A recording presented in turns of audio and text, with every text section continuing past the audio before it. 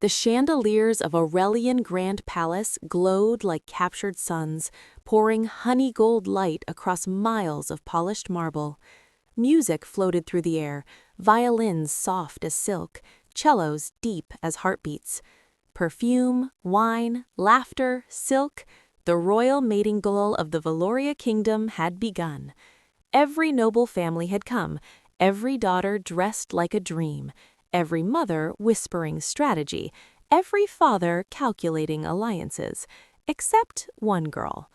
Lyrielle Vane stood behind a white pillar near the back wall, half hidden by shadows and tall floral arrangements.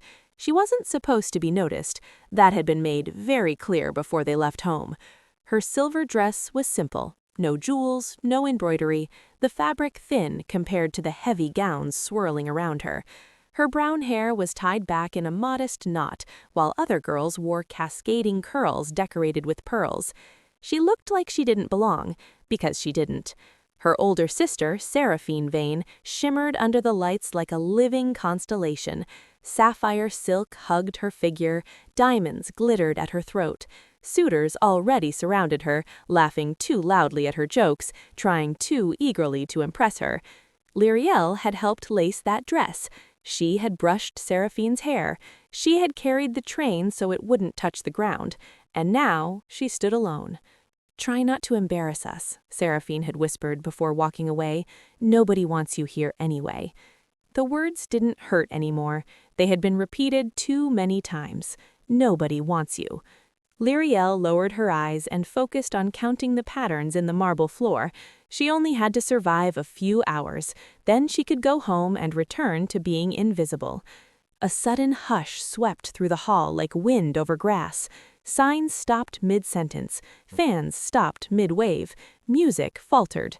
The massive golden doors at the end of the ballroom opened. A royal announcer's voice thundered. "His Majesty, the Alpha King of Valoria, Chaol Draven." Every head turned, every girl straightened, every heart began to race. Chaol Draven entered like a storm in human form. Tall, broad-shouldered, dressed in a black ceremonial coat stitched with silver thread. The crest of the royal wolf gleamed on his chest. His dark hair was swept back, his expression calm but commanding. His eyes, cold, sharp, searching. The most powerful alpha in the realm, unmated, unclaimed. Every family here had brought their daughters for this reason. Lyrielle didn't look. She knew better than to watch things she could never have. She stared at the floor. But then she noticed something strange. The music had not resumed. The whispering hadn't returned. Instead, the silence had deepened, and she felt it. A presence. Heavy. Deliberate footsteps echoing across marble. Not stopping near the nobles, not slowing near Seraphine and her group. The footsteps kept coming. Closer. Closer. Until they stopped directly in front of her. Lyrielle's breath caught. She slowly lifted her eyes and froze. King Chaol Draven stood less than 2 feet away, staring directly at her. Not past her, not through her, at her. His gaze was intense, like he was seeing something impossible. The entire ballroom watched. Seraphine's mouth fell open. Lyrielle's throat went dry. She dropped into a small curtsy. "Your Majesty." He didn't acknowledge the bow. He didn't look away. He studied her face like he had been searching for it for years. And then he spoke. Low, calm, certain. "Why are you hiding from me, mate?" The word hit the ballroom like a lightning strike. Mate. Gasps erupted everywhere. Fans dropped. Glasses shattered on the floor. Seraphine's voice pierced the silence. "Your Majesty, surely you're mistaken." Chaol raised one hand without looking at her. Silence fell instantly.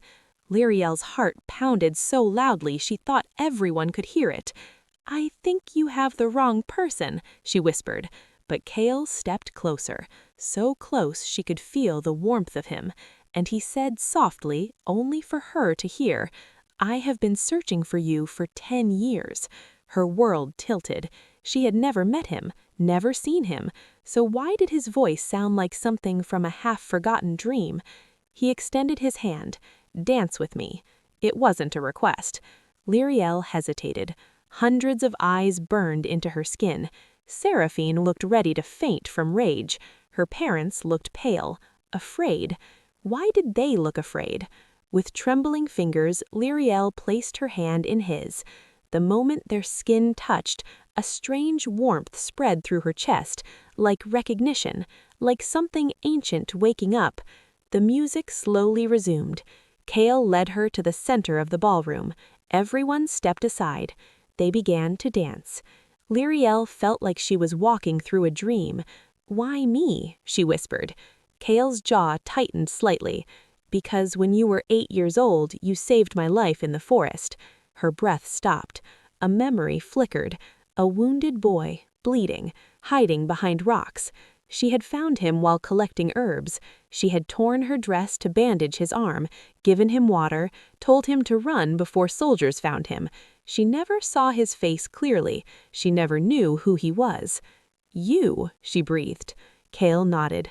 "I never forgot you." Tears filled her eyes. "That was nothing. Anyone would have helped." "No," he said quietly, "they wouldn't have." His grip on her hand tightened slightly. "I searched every village for the girl with kind eyes and fearless hands." Lyriel's voice trembled. "My family says I'm useless." Cale's expression darkened. "They lied to you." And for the first time in her life, someone said it with certainty. Someone powerful, someone who meant it. Across the hall, Seraphine watched with hatred burning in her eyes. Their mother whispered urgently to their father.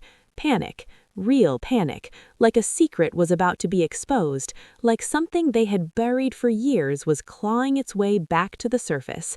Cale leaned slightly closer to Lyriel. "There is something about you they never told you." Her heart skipped. "What?" But before he could answer, a royal advisor rushed in, whispering urgently to Cale. Cale's expression changed. Not surprise. These cinematic stories take a lot of time and effort to create. If you'd like to support the work, it truly means a lot to us. You can also give us a super thanks in the comments. Just click the $thanks button below the video, choose an amount, $2, $5, $10, or $50, and follow the prompts to complete your support. Recognition. As if this confirmed something he already suspected, he looked back at Lyriel with a gaze so intense it made her knees weak. "Do not return to your family tonight." Her stomach dropped. "Why?" His voice turned cold, controlled. "Because I believe they stole your life from you." Cut to silence. The music still played, but no one heard it. The entire ballroom of Aurelian Grand Palace had become a silent painting, frozen faces, halted breaths, eyes locked on the girl who had spent her life being unseen. Lyriel Vane stood in the center of the floor with the most powerful man in the Valoria kingdom, and for the first time, she felt the weight of attention press against her skin like heat. She wanted to disappear, but King Cale Draven did not let go of her hand. His fingers were warm, steady, certain, as if he feared that if he released her, she would vanish like mist. Around them, whispers began to crawl through the crowd. "Who is she? Why her? That's Seraphine's sister. The plain one?" Lyriel heard every word.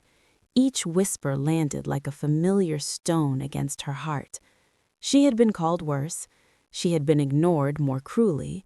But tonight was different, because Cale heard them too, and his jaw hardened. He did not look at the crowd. He did not acknowledge the nobles.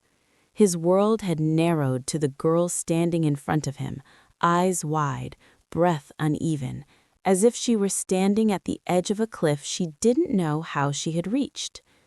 "You're frightened," he said quietly. Lyriel nodded before she could stop herself. "I don't understand what's happening." "You will," he replied. "And when you do, nothing in your life will ever be the same again." That should have sounded like a threat, but it didn't. It sounded like a promise. At the edge of the ballroom, Seraphine pushed through the crowd, her smile gone, her eyes sharp with anger she could barely contain. "Your Majesty," she said sweetly, though her voice trembled, "my sister is shy. She is not used to attention. Perhaps you would prefer someone who can properly represent a noble family." Kale did not turn toward her. He spoke without looking. "I already have." The insult was quiet, devastating. Seraphine's face flushed red. Lyriel felt guilt twist inside her chest. This was wrong. This wasn't how the night was supposed to go. She was supposed to stand in the corner, invisible, while Seraphine dazzled everyone. She tried to gently pull her hand free. Kale tightened his grip. "Do not step away from me," he murmured. His voice had changed. Not soft anymore. Protective. Commanding. As if the world around them had suddenly become dangerous. And Lyriel didn't know why. The dance ended, but Kale didn't release her. Instead, he turned slightly, positioning himself between her and the crowd. A subtle movement, one that would go unnoticed by most. But Lyriel felt it. He was shielding her. From what? Her parents approached now, smiles stretched too wide across their faces. "Your Majesty," her father said with a respectful bow, "we are honored. Lyriel is quiet. We did not expect—" "You did not expect me to notice her," Kale interrupted calmly. A bead of sweat rolled down the man's temple.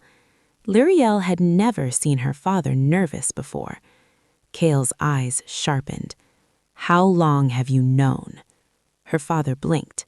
"Known what, Your Majesty?" Kale stared at him for a long moment.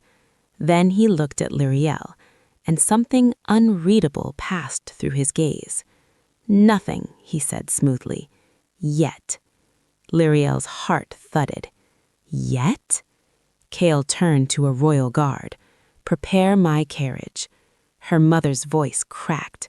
"Your Majesty, Lyriel must return home with us."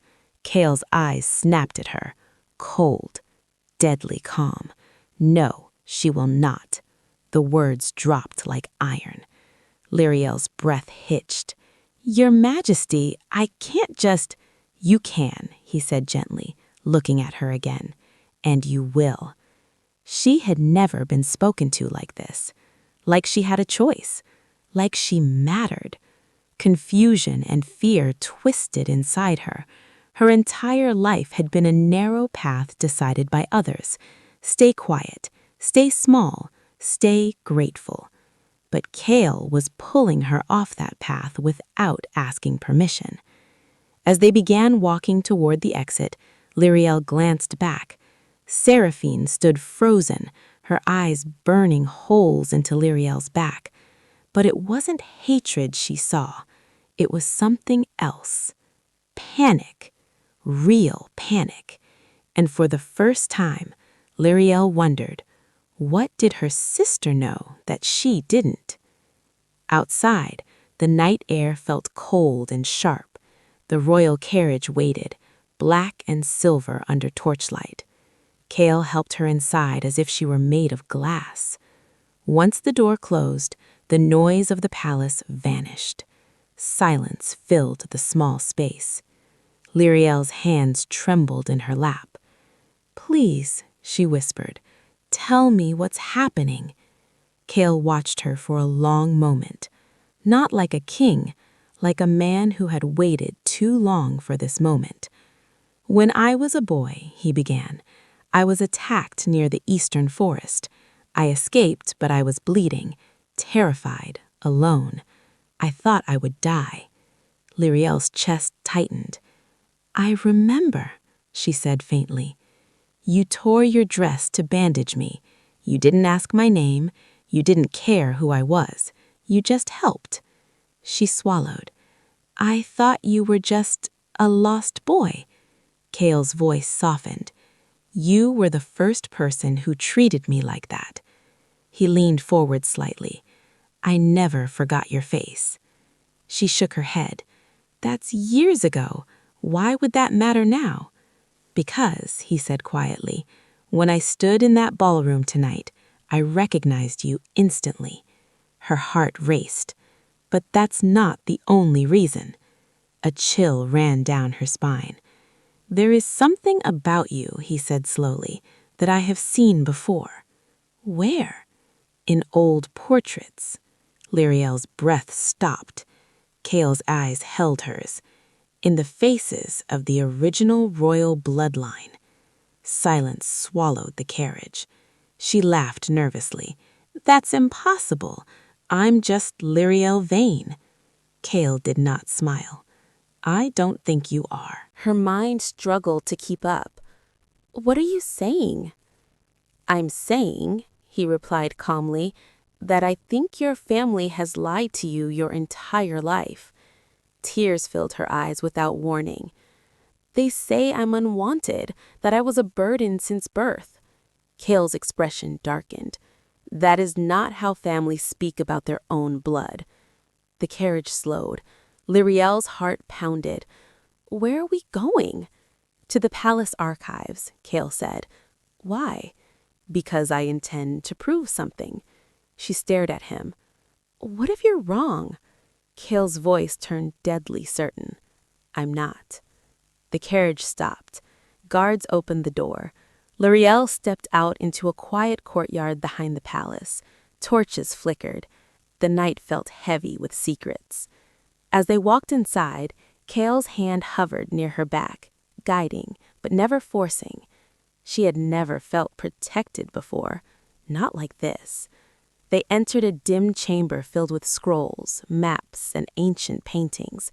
Kale lit a lantern and turned toward a wall covered in portraits of long-dead royals. Lyriel followed his gaze, and her breath left her body. One of the paintings looked exactly like her. Same eyes, same face, same quiet expression. The name beneath it read, Queen Elindra Nytheris.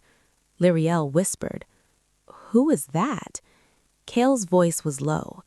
"The last queen before the royal line was betrayed." Her legs went weak. "And she looks exactly like you." The lantern light trembled against the stone walls of the archive chamber, throwing long, restless shadows across rows of forgotten history. Lyriel stood frozen in front of the portrait. The woman in the painting did not merely resemble her. She was her. Same eyes, same quiet sadness, same delicate curve of the mouth, as if she had learned early in life not to smile too widely. The name beneath the frame felt heavy in the air, Elindra Nytheris. Kale watched Lyriel's face carefully, not with curiosity, with certainty. "You see it," he said softly. Lyriel nodded without realizing she was doing it. "I can't be real," she whispered. "It's just coincidence." Kale didn't argue. Instead, he turned and walked deeper into the archive, pulling open an old wooden drawer. Inside were rolled scrolls sealed with wax bearing the ancient crests of House Nytheris, a symbol Lyriel had never seen before, but somehow it felt familiar. Kale broke the seal and carefully unrolled the parchment across a stone table. Family records, bloodlines, dates, names. His finger traced slowly down the page until it stopped. Then he looked at her. "Come here." Lyriel stepped closer on unsteady legs. Kale turned the scroll so she could see. A name had been scratched out violently with ink, the paper torn where someone had tried to erase it, but the original writing still showed through faintly. Infant daughter, Nytheris line. Survived. Lyriel's heart began to pound so loudly she could hear it in her ears. "What does that mean?" Kale's jaw tightened. "It means the royal massacre 20 years ago was incomplete." She swallowed hard. "I don't understand." Kale looked at her with an intensity that made her chest tighten. "It means the infant heir to House Nytheris was never found." Silence filled the chamber like rising water. Lyriel shook her head. But that has nothing to do with me. Kale didn't blink. I think it has everything to do with you. Her mind reeled. She had grown up being told she was unwanted, a burden, an accident, a mistake that her parents had been forced to raise. Now this man, this king, was looking at her like she was something stolen from history. "Why would my family lie?" she asked, her voice barely there. Kale's expression hardened. "Because if you are who I think you are," he paused, "then you are not Lyriel Vane." The words felt like the ground disappearing beneath her feet. "You are Lyriel Nytheris." Her knees gave out. Kale caught her before she hit the floor. Her hands clutched his coat as her breathing turned shallow and uneven. "No, no, this isn't possible." He lowered her gently onto a stone bench. "Look at me," he said softly. She did. "You are not crazy. You are not imagining this. And you are not small." Tears slipped down her cheeks. "My whole life, they treated me like I didn't belong." Kale nodded. "Because you didn't." The realization hit her slowly, painfully, like a truth her body had always known, but her mind had refused to see. The way neighbors used to whisper, the way her parents never spoke about her birth, the way Seraphine always looked at her with something that wasn't just annoyance, it was fear. A memory surfaced. When Lyriel was 7, she had asked her mother why there were no baby portraits of her. Her mother had slapped her, hard, and told her never to ask that again. Lyriel began to tremble. "They knew," she whispered. Kale's voice dropped to a dangerous calm. "Yes." Footsteps echoed from outside the chamber. A royal historian entered, summoned earlier by Kale's order, an old man with silver hair and tired eyes. He bowed deeply. "Your Majesty." Kale gestured toward Lyriel. "Look at her." The historian did, and his face went pale. He stepped closer, studying her features with shaking hands. It's impossible," he breathed. Kale asked quietly, "Tell her what you see." The old man swallowed. "I served the palace when House Nytheris still ruled. I was young, but I remember the queen's face. I catalogued her portraits." He looked at Lyriel with something like awe. "You have her eyes, her expression, even the birthmark." Lyriel froze. "What birthmark?" The historian pointed gently toward the base of her neck. "Behind your left shoulder." Her hand flew there instinctively. She had always had a small crescent-shaped mark there. Her mother used to call it ugly. Kale's voice turned almost gentle. That was the royal mark of Nytheris blood. Lyriel's vision blurred. This wasn't coincidence. This wasn't imagination. This was her life being rewritten in front of her eyes. "But why?" she whispered. "Why hide me?" Kale answered, "Because the fall of Nytheris was not just betrayal, it was a theft of the throne." Her heart stopped. "If you are the last Nytheris," he held her gaze, "then you are the rightful heir to Valoria." Silence crashed into the room. Lyriel felt like she couldn't breathe. "I don't want a throne," she said desperately. Kale shook his head. "I know." And that was the first thing all night that made sense. Because Lyriel had never wanted power. She had only ever wanted to be wanted. Kale knelt in front of her, a king kneeling. "They stole your name, your blood, your life." Tears streamed down her face. "And I will give it back to you." For the first time since this night began, Lyriel believed him. Not because he was king, but because he looked at her like she was something precious that had been lost for too long. And outside in the darkness beyond the palace walls, Seraphine Vane sat awake in her room, not sleeping, not crying, but staring at the door. Because she knew The secret they had buried for 20 years had finally been uncovered. Dawn crept over the towers of Aurelian Grand Palace like a cautious witness, pale light spilling across stone and silver. The palace, usually alive with morning movement, felt hushed, tight with the kind of silence that comes before truth breaks something open. Lyriel had not slept. She sat by a tall window in a quiet chamber overlooking the inner gardens, watching mist cling to the hedges. Everything from the night before replayed behind her eyes. The portrait, the scroll, the historian's trembling voice, Kale kneeling in front of her as if she were something sacred that had been misplaced by the world. She touched the crescent birthmark behind her shoulder again. All her life she had been told it was ugly. Now it felt like a key. A soft knock sounded at the door. Kale entered without ceremony. No crown, no formal coat, just a dark shirt and trousers, as if he had not bothered with appearances. His eyes went to her immediately. "Did you rest?" She shook her head. "I keep thinking I'll wake up and this will disappear." He crossed the room and stopped a respectful distance away. "It won't." She studied his face. There was no triumph there, no excitement over political revelation. Only concern. "For me?" she asked quietly. "For you," he confirmed. A pause hung between them. Then Kale's expression shifted, hardening slightly. "They're here." Lyriel's stomach tightened. "My family?" Kale nodded once. "I had them brought at sunrise." Her heart began to beat faster. A strange mix of dread and need surged through her. For answers, for truth, for something she had never been given. "Do I have to see them?" Kale's voice softened.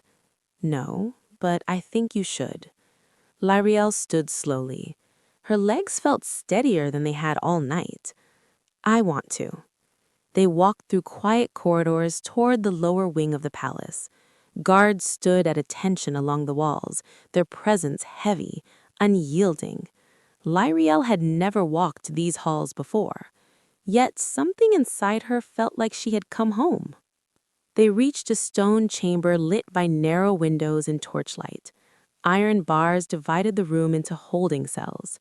Inside one of them stood Seraphine. Her perfect hair was loose now, her dress wrinkled, her eyes red from crying or not sleeping. The moment she saw Lyriel, her expression changed. Not shock, not guilt, recognition. Like she had always known this day would come.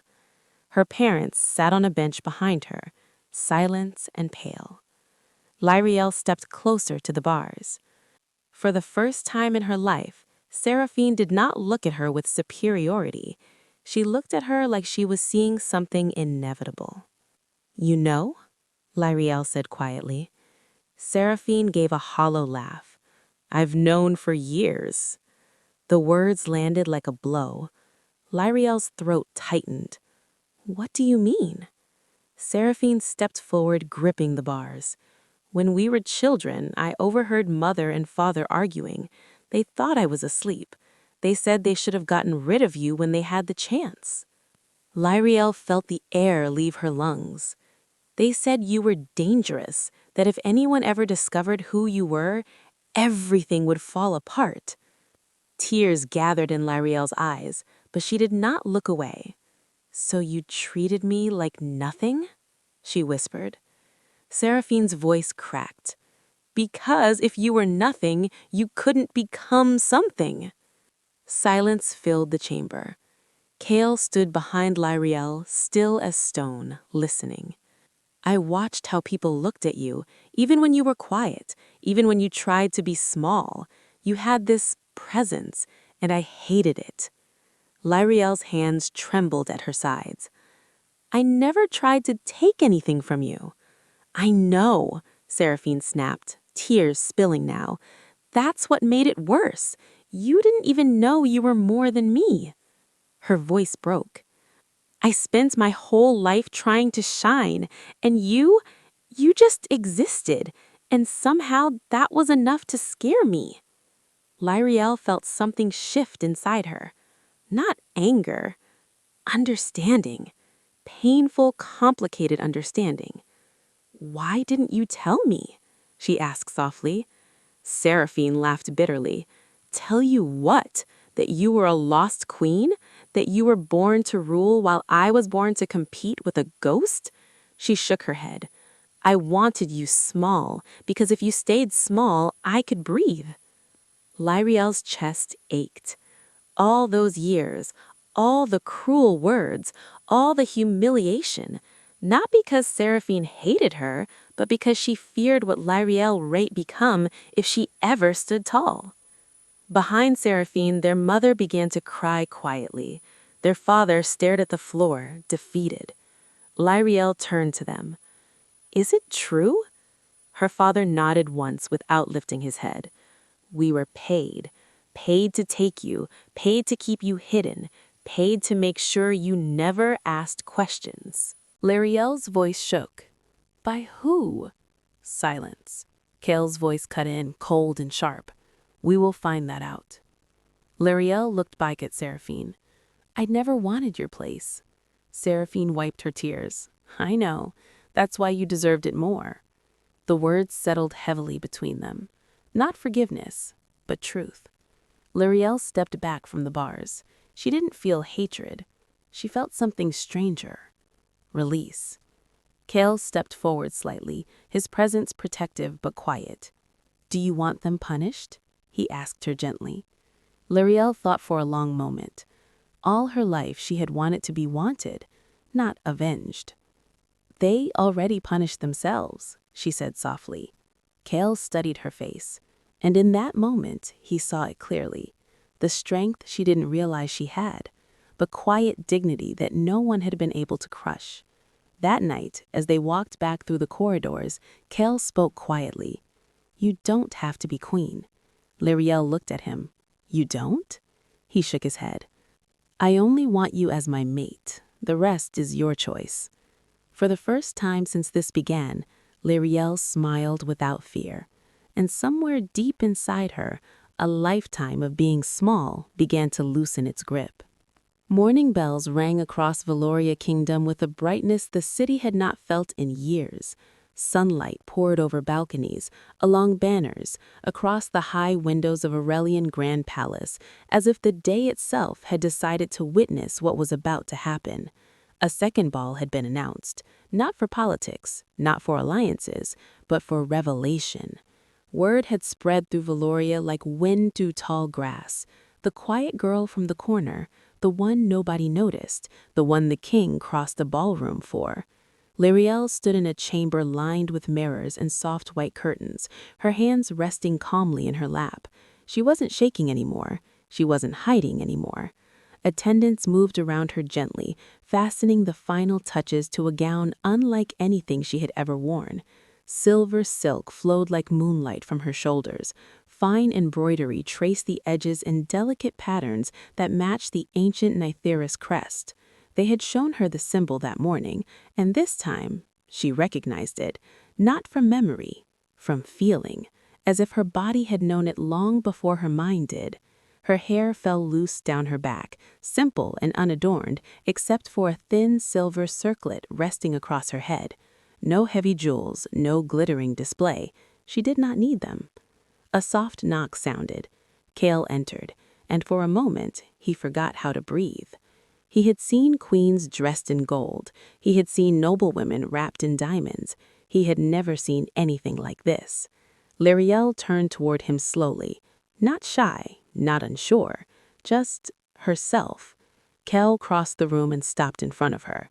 "You look like you were always meant to stand here," he said quietly. Lyriel smiled. "I feel like I was always meant to stop hiding." He offered his hand. She took it, and together they walked toward the grand doors of the ballroom. Inside, the nobles waited, the same people who had ignored her days ago, the same people who had whispered, the same people who had laughed. The doors opened. A hush fell instantly. Lariel stepped inside, but this time she did not hug the walls. She walked down the center, head high, eyes steady. Not as Lariel Vane, but as Lariel Nythers. People bowed as she passed, not because they were told to, but because something about her demanded it without force. At the end of the hall stood Chaol. He did not take the throne beside him. He stepped down from it and met her halfway. A silent message to the entire room. She was not walking toward him. They were walking toward each other. He leaned close and whispered, just for her, "I crossed a ballroom for you." Lariel's eyes softened. "And I crossed a lifetime of pain to reach you." A royal advisor began to speak, announcing titles, history, bloodlines, but Lariel barely heard it, because for the first time in her life, she felt seen. Not as a burden, not as a mistake, not as someone who needed to shrink, but as someone who belonged exactly where she stood. Chaol turned to the crowd. Today, Valoria does not witness a claim to a throne. It witnesses the return of a name that was stolen. He looked at Lariel, "And the woman I choose as my mate." The room erupted in applause, but Lariel's world had gone quiet again. She only saw him. He lifted her hand gently. "Do you accept me, Lariel Nythers, not as a king, but as a man who has loved you since he was a boy in the forest?" Tears filled her eyes. "Yes." He smiled, something rare, something only for her. "And do you accept your name back?" She took a slow breath and nodded. "Yes." The crown was brought forward. Light, elegant, silver. Not heavy, not suffocating. Chaol did not place it on her head. He held it out and waited. Lariel understood. This was her choice. She took the crown in her own hands and placed it on herself. The ballroom burst into cheers, but Lariel felt something quieter, deeper settle inside her. Peace. Later that night, when the music softened and the crowd thinned, Lariel stood on a balcony overlooking the city lights. Chaol joined her, wrapping a cloak gently around her shoulders. "Are you overwhelmed?" She shook her head. "No."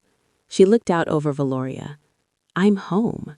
Chaol rested his forehead against hers. "You were never unwanted." Lariel smiled softly. "I know that now." Below them, the kingdom celebrated. Above them, the stars watched quietly. And for the first time in her life, she didn't feel like the girl nobody wanted. She felt like the woman everyone had been waiting for.